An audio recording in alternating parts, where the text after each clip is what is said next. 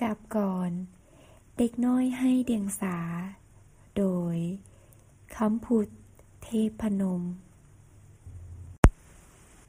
เป็นเด็กดีควรยืนย่อง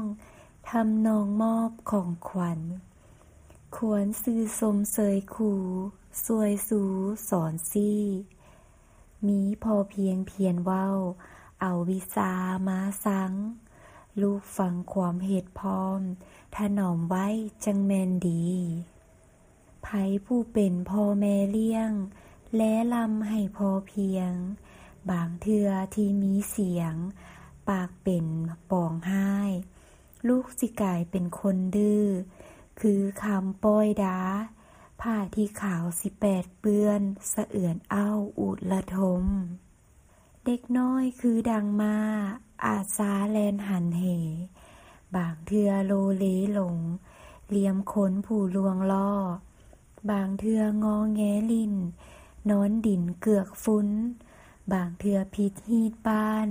พานลั่วลวงคำก็มี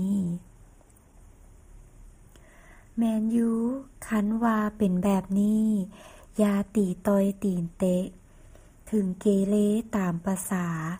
ประสาทเยายังน้อยให้คอยจ่าจงเว้าเอาความเย็นรูปสวย